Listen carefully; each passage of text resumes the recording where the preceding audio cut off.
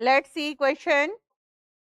Which of the following properties show an increasing trend when moving from lithium to cesium within the group? जब हम कहाँ जा रहे हैं? When moving from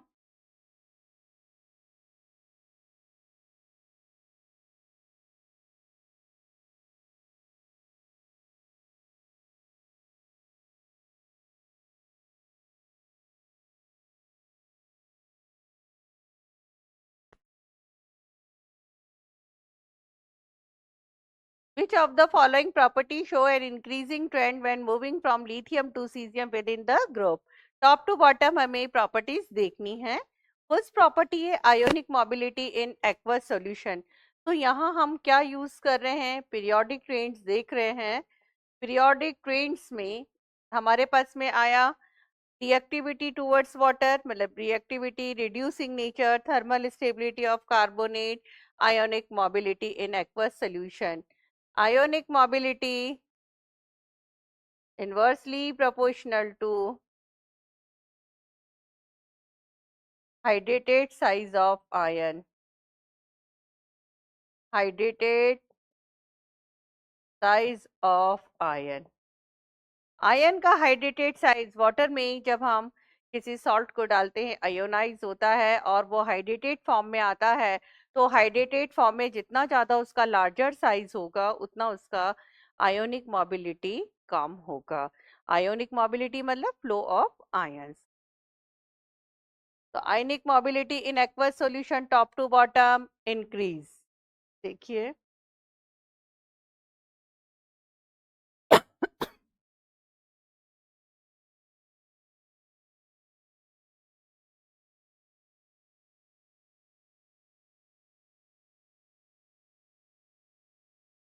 top to bottom ionic mobility increase.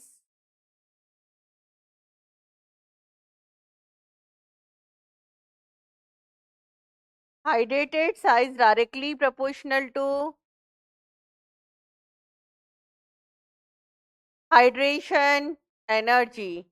Hydrated size किसकी directly proportional होगी? Hydration energy. And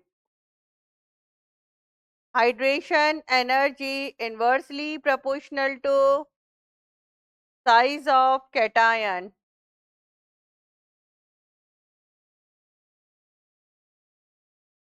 और ionic mobility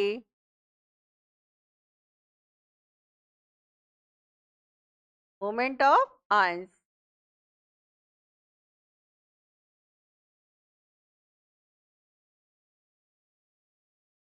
Directly proportional to ionic mobility directly proportional to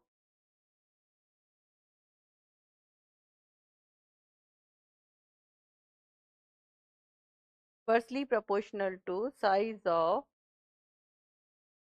hydrated ion. Hydrated ion का इन्वर्सली प्रोपोर्शनल और size का directly proportional. तो lithium aqueous का ionic mobility, sodium aqueous, potassium aqueous, rubidium aqueous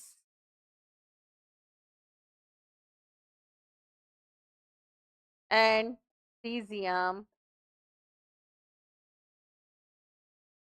second, reactivity towards water top to bottom increase करेगा because reactivity inversely proportional to ionisation energy. Reactivity inversely proportional to ionization energy. तो ये statement हमारा सही. Reducing nature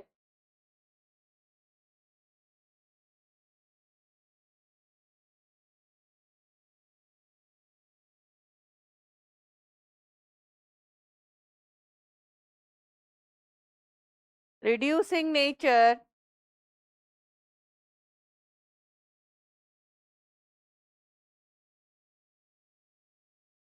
depends on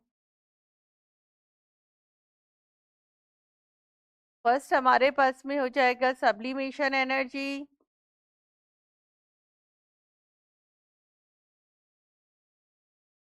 second हो जाएगा हमारे पास में आयोनाइजेशन एनर्जी,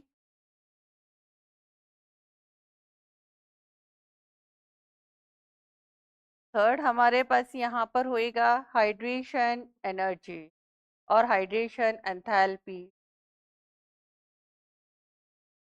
इनसे मिलके बनता है हमारे पास में standard reduction potential, summation of sublimation energy, ionisation energy plus hydration energy. Alkali metal के केस में हम देखते हैं जिसका एसआरपी मोर नेगेटिव होगा वो एक अच्छा रिड्यूसिंग एजेंट होगा। तो एसआरपी की वैल्यू के बेसिस पे जो ऑर्डर आएगा, lithium, rubidium, caesium, potassium and sodium. SRP जो मोर नेगेटिव वैल्यू है किसके बेसिस पर, वैल्यू ऑफ एसआरपी। तो ये ऑर्डर हो जाएगा, सीजियम और रुबिडियम में रुबिडियम का मोड नेगेटिव है और पोटेशियम और sodium. Lithium is the strongest reducing agent, lithium is strongest reducing agent and D option, thermal stability of carbonate salts,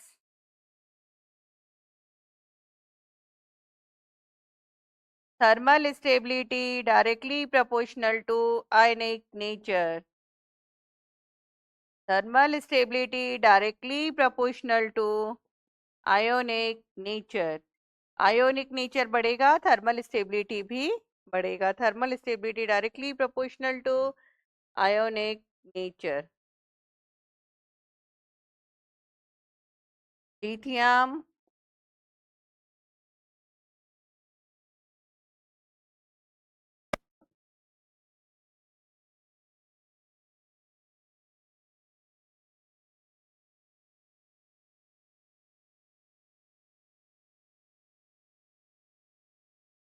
तो A B and D are correct